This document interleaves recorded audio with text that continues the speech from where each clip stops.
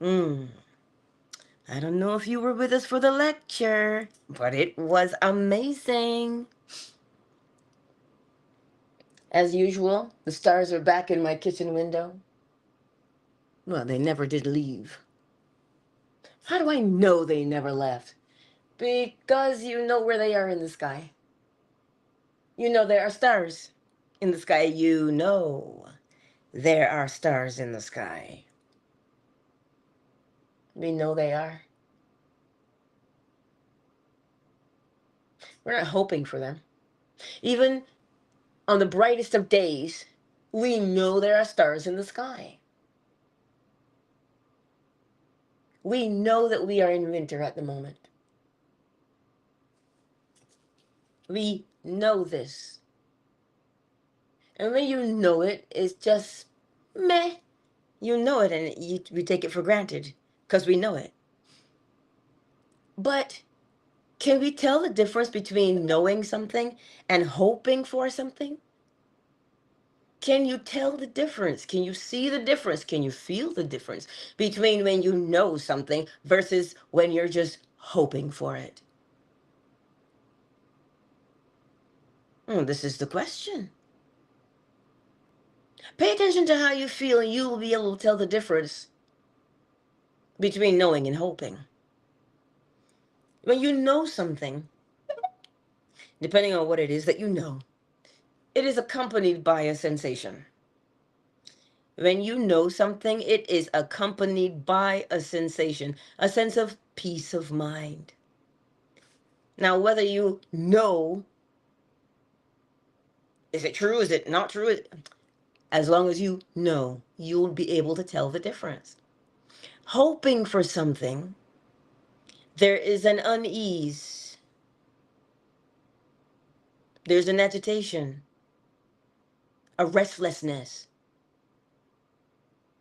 That's the difference between hoping for something and knowing that it is done. That's the difference. Most of us spend our time hoping because we don't know, because we don't understand that you and I are the ones who allow things to unfold and allow things to happen. Listen, some days are easier than others to get your head around it. Really and truly, some days are easier. But every time you whisper the word, oh my God, what a coincidence. What are you saying? Something happened that coincided with the way you felt about something. That's what a coincidence means. Something that coincides with something that was already known. It matches, it corresponds to. As within, so without. But we look at coincidences as something, oh my God, how unreal, how far fetched that this thing would happen. But when you come to realize that there are no coincidences, no such thing, no randomness, oh, it might look that way, but there is nothing random. Not a thing is random. Because for something to be random, it would be in breach of law, and it cannot be. Because the law was never designed to be broken. This is why when you know this, you will realize, wait a minute, I'm allowing these things to happen in my life. But you're not allowing them because you're somehow not good enough or not strong enough. You're allowing them because of what you believe. That's why. If you look around, you'll see what you believe on a daily basis. It's always in your face. It's it cannot be it can't be hidden. You know this thing to be true. And this is why whether what you know is true or not true is irrelevant. It is what you believe to be true. And sometimes we don't want to believe. Sometimes we don't want to believe. We just want to say, no, that's not possible. They'd never do that. I would never do that. We want to believe it. That means we're hoping. You can tell the difference. When you know something, it just sits differently with you. There is no, I wonder, you know. Just like you get up, you got up this morning and you're like, I'm going to work. I know that I am. There's a surety that comes with knowing. And we say, but Angela, we can't know the unknown. What do you think makes it unknown? It's not unknown. It's not unknown. If you watch long enough, you will see how things actually unfold. It's not unknown. It's just that we haven't really taken the time. We haven't taken the time. But here's the beauty of what we've been given. We've been given the principles. We have been given the principles: mentalism, correspondence, vibration, polarity, rhythm, cause and effect, gender. We've been given the principles. If we would apply them, we would comprehend the difference between hoping for something and knowing it. You know that you can't plant outdoors right now.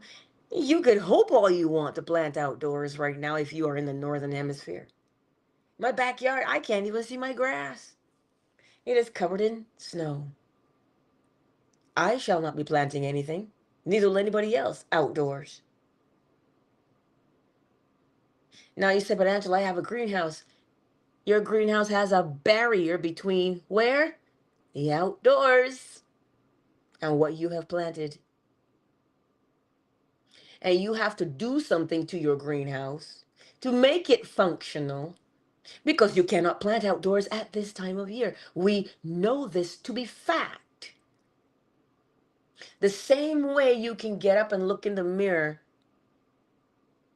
and whatever comes to your mind, you say it, you're like, oh. Or when I look in the mirror, I go, oh my God, you're so cute. I do. I think I'm cute. Doesn't matter what anybody else thinks. Because when I get up in the morning and I look in the mirror, that's what I say to me. To me. I don't wait for it to be acknowledged by somebody else, because I know it to be true for me. But if you get up in the morning and you look in the mirror, you're talking about, oh, I'm not even worthy. You believe that. And the funny thing is, when you believe it, you start to behave it. Well, how else would you behave? You cannot behave other than what you are. A rose will never smell like a carnation.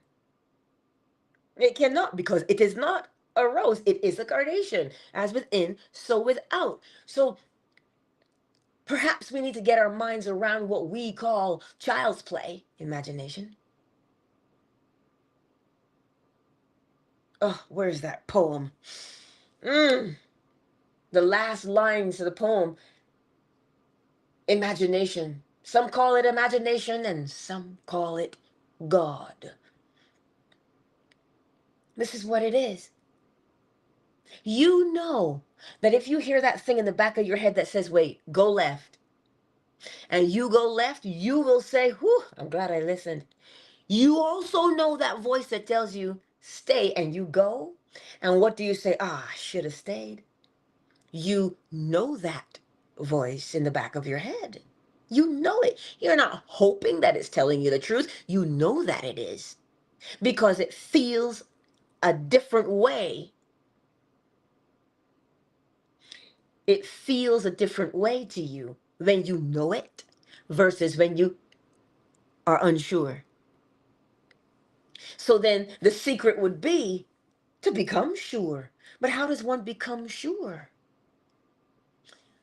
Yesterday at work, this man called in, and his hot water tank was leaking.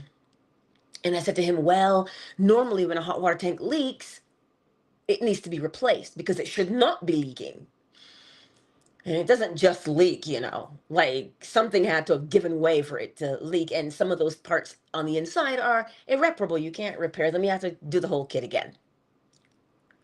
And so I told him the price.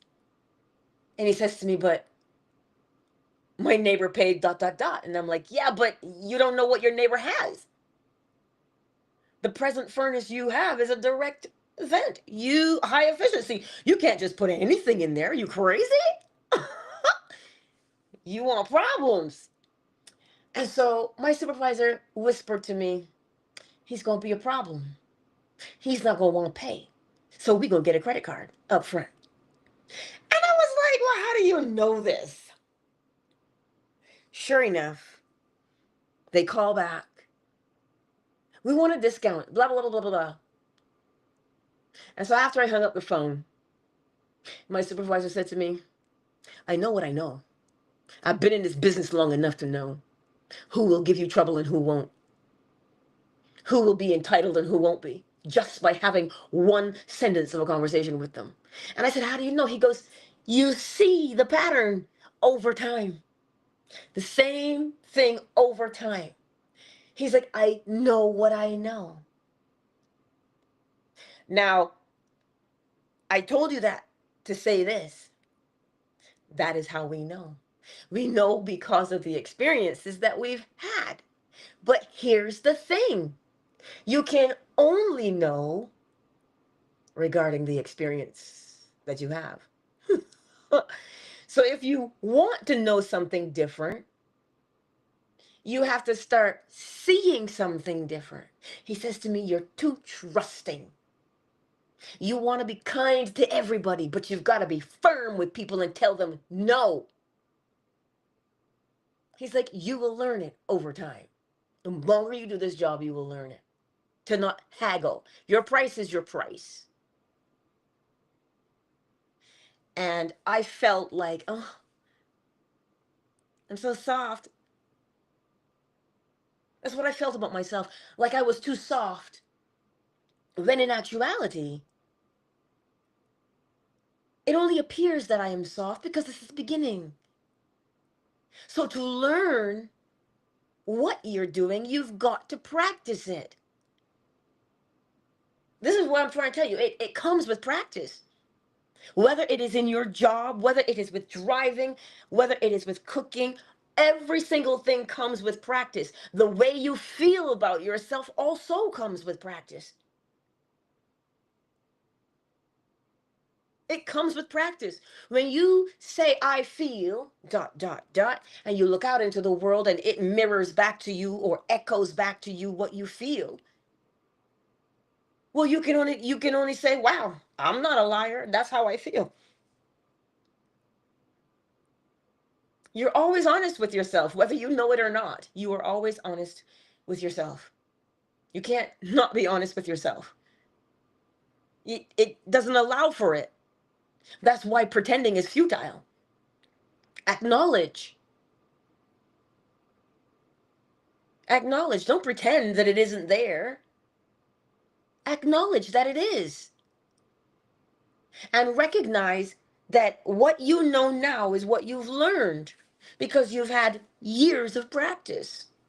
So that's why you know it. That's why you can say, oh, I can spot a liar a mile away. Because you have experience dealing with liars. That's why you know. That's why you can spot them. You have experience with dealing with people who are reliable. Well, then you'll spot reliability when you see it. Because you know it from experience. But here's the thing. It is always what you know that dictates. It is always what you know that dictates. Every time. So then this is why sometimes one must question what they know. Question what you have learned. Well, if you see your life going in one trajectory all the time, That's your cue to question what you know. Especially if it's one that you want to change. You say, well, I don't know why I do this. You just know that you do. That is the time to question. Do I really want to continue? And all you're doing is recognizing what you know.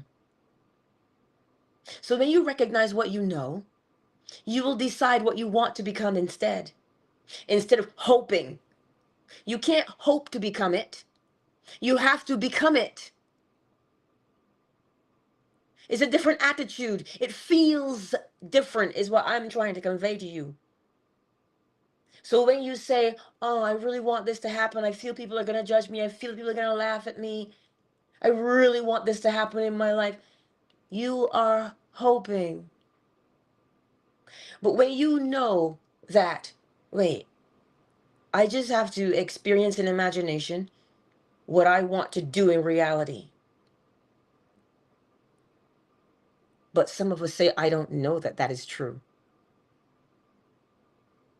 I'm hoping it's true, but I don't think it is. You see how it feels? When you know what you know, there's a feeling of peace with it that just naturally occurs. But when you don't know, you're tentative, you're hesitant. There's a difference. Spot the feeling, and the feeling will confirm whether you know or don't know. How do you get yourself to a place of knowing? You have to test yourself. There's nobody else to test you. How would I know what you want to learn? How would I know what you want to change about yourself? How am I going to test you for that? You have to test you. And how do you test yourself? You test yourself to see, can I hold my attention? Can I focus? Can I just be single-minded about the thing that I want to become? That one line from Sister Act 2, she goes, if you get up in the morning and all you can think about is singing, you're supposed to be a singer, girl. You just get up in the morning and you are singularly consumed with just that one thing. You eat, breathe, sleep it. You will rush through everything else except for that. You will rush through the day just to get to that so you can slow down because you know how it makes you feel. And you just get up and you sing just because you can, just because you love it, just because you want to. That's what you know. But then people say, oh, I hope I get signed to a label. I hope I get discovered. I hope I go viral. What is her name? I can't even remember her little jingle that she sings. But she's gone viral now. She's got a show on VH1. I can tell you, just from the little snippets I've seen, she got up and she knew something. Cooking with Kaya. Allegedly, she'd been cooking for 2 years before anybody knew her. Well, if that isn't love, I don't know what is. You're going to get up for 2 years and just cook for shits and giggles? Because you're bored? No! She got up and she cooked because she loves that foolishness. She loves it. So that's why she stuck it out. She stuck it out because she loves it. She knows what she knows about cooking. Whatever you want to believe about her, I don't know her. I'm just telling you based on the evidence of what I've seen. She just got up and cooked because she enjoyed it. Because that's what she knew. It's what she knows. Is she a Gordon Ramsay? No. But now allegedly, celebrity people want to cook with her. Just because she knows what she knows. And part of knowing what you know is, where's that love there for it?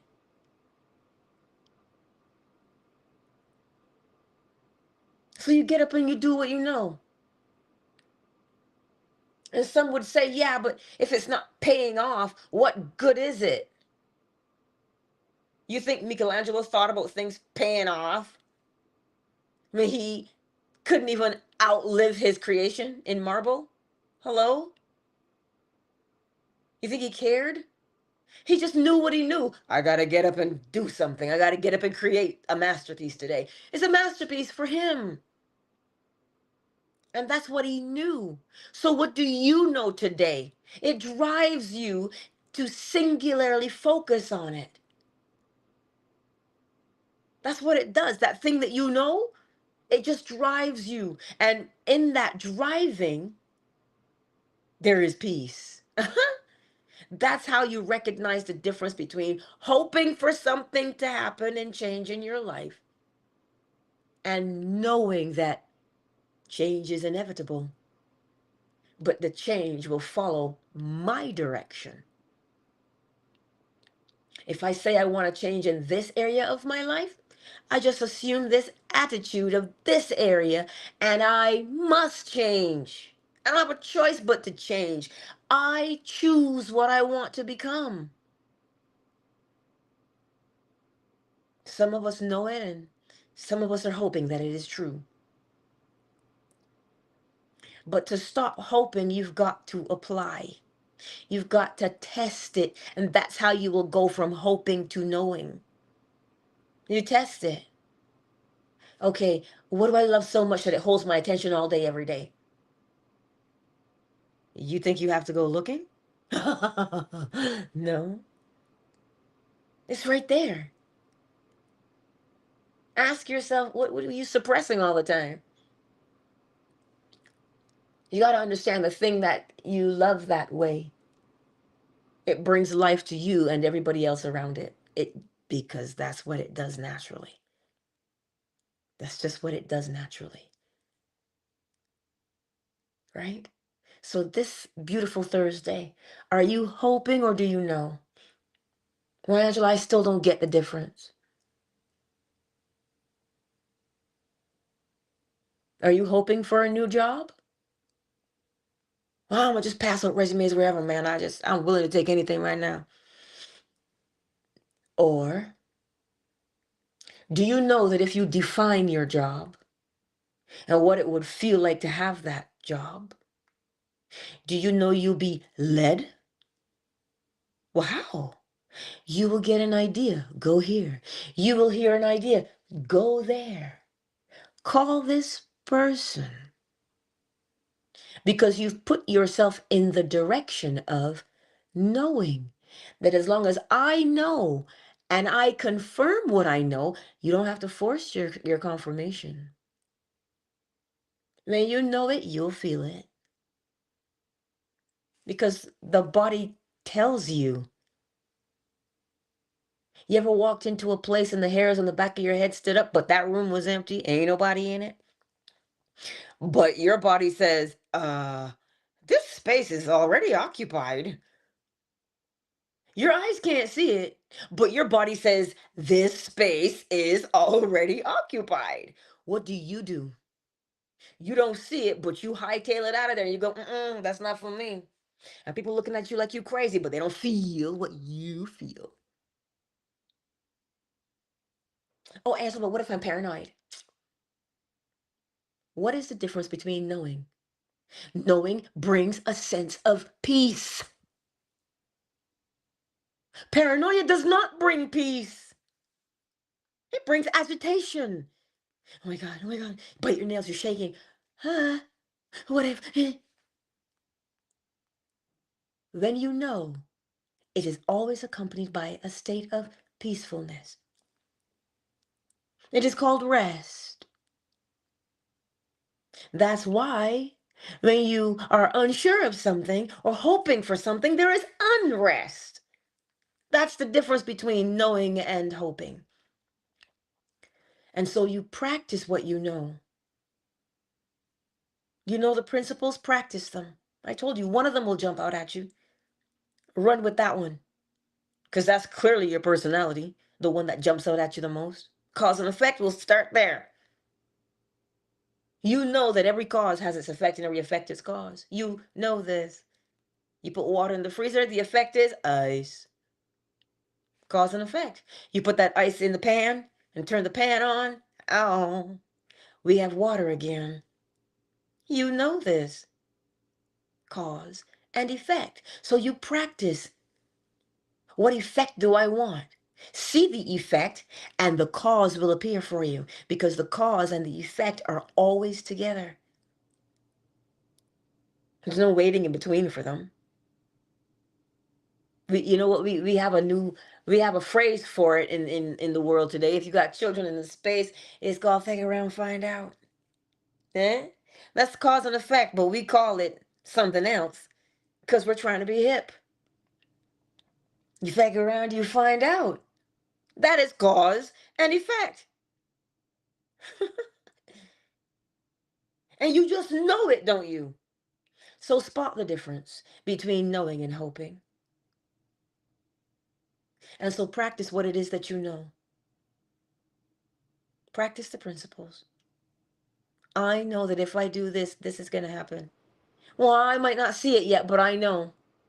I know. Like I had a workmate yesterday. She was looking at the whiteboard, and she goes, "Oh, you could just put a splash of color over here and put a waterfall over here and some shrubs over here." And I'm looking at the whiteboard, and I'm like, "What the hell is wrong with her? How are you gonna see a waterfall over here and shrubs over here and orange in the sky?" I'm like, "It's a whiteboard. There's nothing on it." But she's not seeing what I see.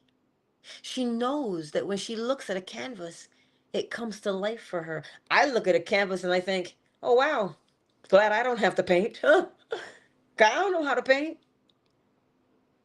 And she was showing me her artwork, and I'm like, "Dude, that's awesome." She goes, "Oh, that's just crap.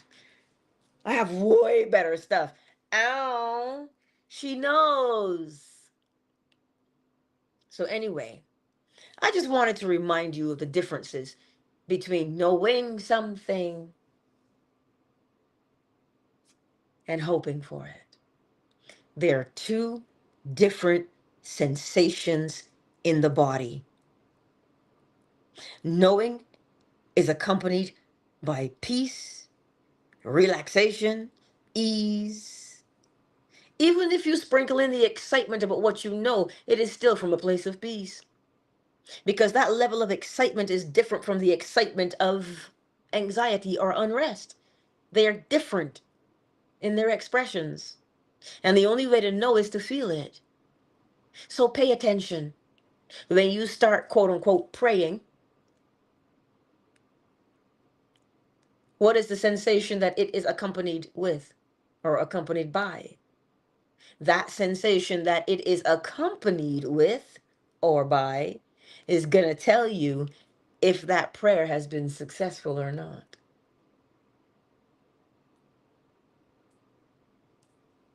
Mental impregnation, when it happens, there's this feeling of bliss, a peacefulness. So just keep practicing. What are you going to practice? Knowing what you want. Without judgment, without justification. Just simply know what you want. And as you know what you want, experience or rehearse in imagination what you would do in reality if you became what you wanted to become. And as you do that, you will be accompanied by a feeling, a sensation. If it brings the peace, well, then revel and bask in that. If it does not bring you peace, why do you not believe it? Don't try and force yourself to believe it. Try to understand why you don't believe it. Is it because you don't think you're worthy? Well, it has nothing to do with worthiness. I can only tell you it has nothing to do with worthiness. It has to do with where are you focused and how much attention are you giving it. Like we learned in the lecture last night when Paul said, I look forward, I press forward to the goal by turning my back on what is behind me. It's simple. When you're practicing, you turn your full attention upon what you are rehearsing in imagination. That's it. And you will know by how it feels when you've got the right one. As Neville says, it takes on the tones of reality. So sooner rather than later, you are going to get the inclination to practice. Because once the curiosity has been aroused, it is not easily assuaged. I can see the Big Dipper and Orion and Jupiter and the moon all from the window. So this morning, my beautiful friends, can you spot the difference between what you know and what you are hoping for? Do you understand now how to move from hoping to knowing? We move from hoping to knowing. You question it. Why am I hoping? What is it that I believe already? Well, I don't believe that's true. Man, you got to work hard for everything you got. You got to know somebody that knows somebody that knows somebody about something. You can't just get there by yourself. Well, if that's what you know to be true, then that is what it is. You will have to know somebody who knows somebody that knows somebody that knows something about something else. But if you know that, wait a minute, that scripture tells you whatever door God has opened, no man can close. Do you understand what that means? It means when you are the one who knows what you know, all the doors fling wide open for you. Nobody can close them. Nobody can keep you from what is yours other than you and your lack of belief in it. Whatsoever you ask for in prayer, believe. You could end the sentence right there. Whatsoever you ask for in prayer, believe. Why? Because if you believe, it'll be done for you. Oh, Angela, there's always some kind of catch-22. There's always some kind of Jesus clause. Oh, something I gotta do. There's only one thing to know. It is what you believe. It's what you know. So when you know it, it is done. Who can close that door? Ain't nobody can close that door for you.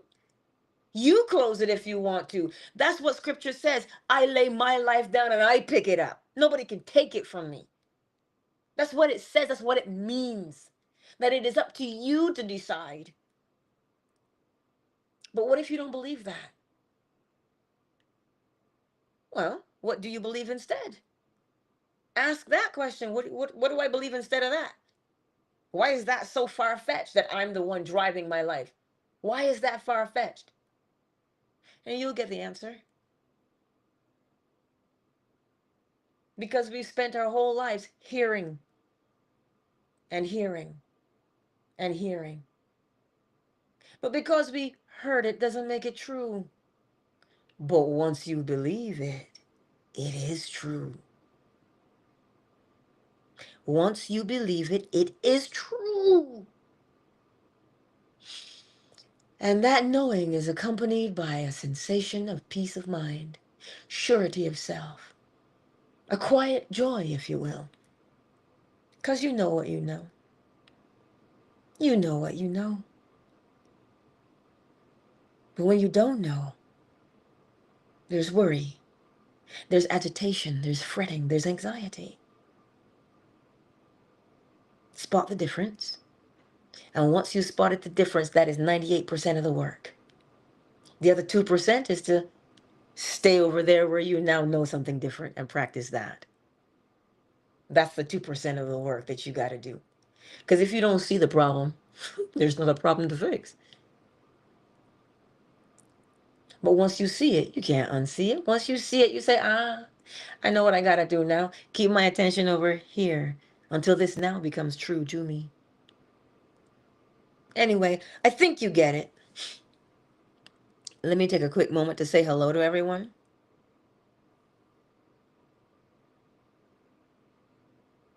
Yes, Joaquin. The fulfillment of some truth, maybe a lifetime challenge. It is the truth of your life. Oh, yes. Yes. Who's here with us this beautiful day? Beloved love troll, I see you. Welcome to the space. Let's see who's here with us on YouTube. Soul of a man. Oh, hello, soul of a man. I see you. Wisdom Almighty, I see you. And who's here on fan base this morning? We've got Miss McQueen. Yvette is in the house. Amen. Jesus. Oh, um, Honey is in the house. Casey, Joaquin is here. And there's also one other person. Elcido? Elcido? Is that how I say it? I don't know. But you're here too. Listen, welcome. Thank you, each and every one of you, for being in this space on this glorious day. Truly. We learn, but to grasp what you've learned, you have to test yourself. Put it into action. Faith without works is dead. What is the action? Practicing what you know. Practicing what you've learned. What did you learn? To know what you want without judgment. Know what you want without judgment, without justification. If you are worthy, then you are worthy. If you are unworthy, then you are unworthy. But ain't nobody can tell you that but you. You see, the law does not care who is worthy or unworthy. The law doesn't care if you are good or evil. It doesn't care. It doesn't have feelings, but don't get it twisted. It does have a check and balance. What's that check and balance? As within, so without. So you can't walk around with hate in your life and then expect that you will be love. As within, so without. So you can't fool the law because it is always mirroring you. Day in and day out. So know what you want without judgment, without justification. I don't have the credentials. Oh God, I'm famous for that one. I don't have the credentials. Mm-hmm. Well then, you won't have the credentials if that's what you say, if that's what you believe. But if you say, well, what would it be like? Let me rehearse. Let me rehearse. And you rehearse and you rehearse and you rehearse till it feels right. And as soon as you catch that feeling, there ain't nothing more you can do. You just got to relax from there because the peace overtakes you.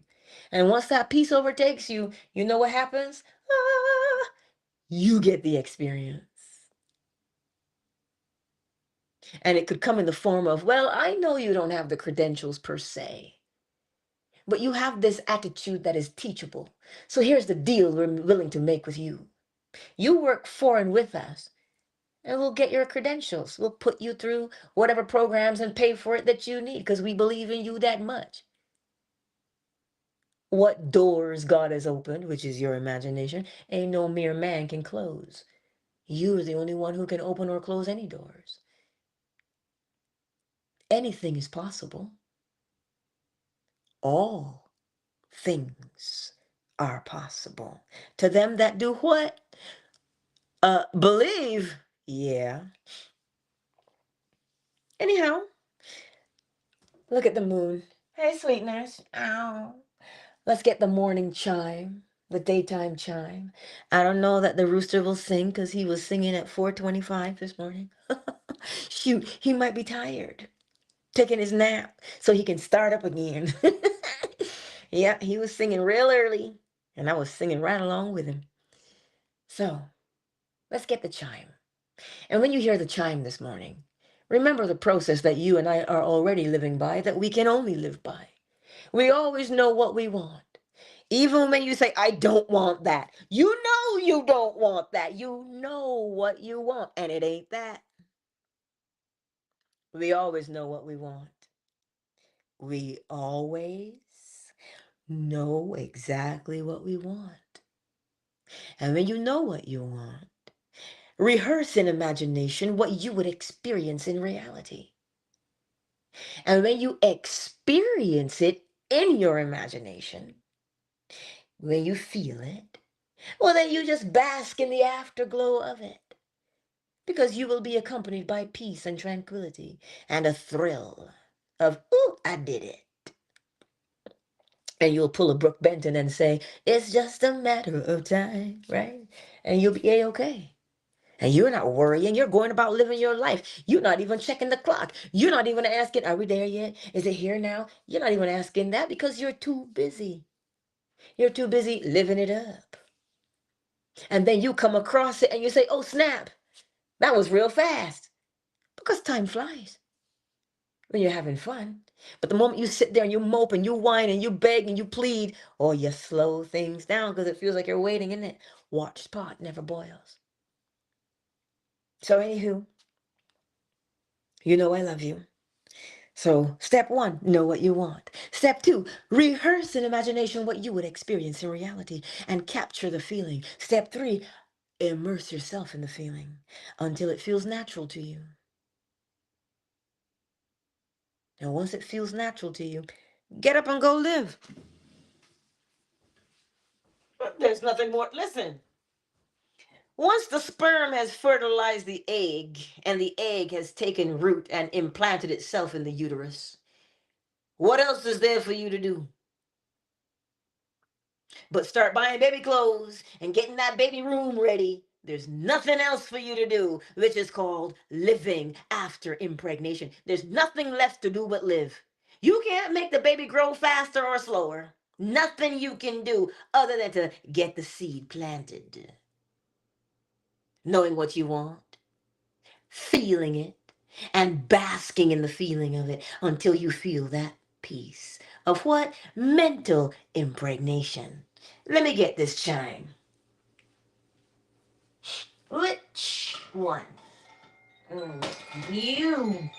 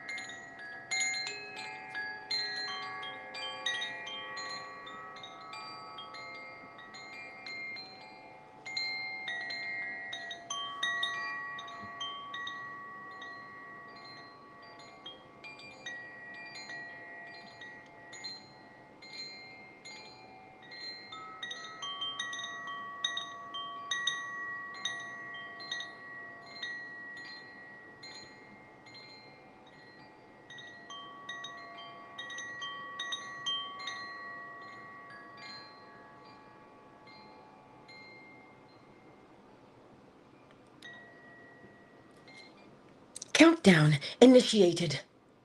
5, 4, 3, 2, 1.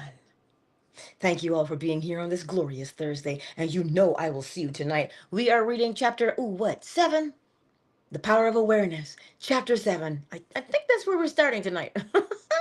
I have it all set up already, so I don't have to remember. I just got to show up and read it. But that's where we'll be tonight at 10 p.m. Eastern Standard Time, right here on YouTube, Facebook, Twitch, Twitter, Fanbase. That's where we will be, 10 p.m. Eastern Standard Time. Beloved Love Troll, it is always a pleasure to see you here on Twitter. It really is. I'll catch you tonight if you want to join us. Peace out. Peace out. Twitter is closed. YouTube, Fanbase, you know we always end with you. Don't worry. I'm coming. We gotta go get the chicken. Hold on. Uh, YouTube, Facebook, Twitch. I will see you tonight. Ow. The peace zone. Well, welcome back. I feel like I woke up with you because you were here last night for the lecture too. So it's good to see you again. All right. Peace out. See you tonight, 10 p.m.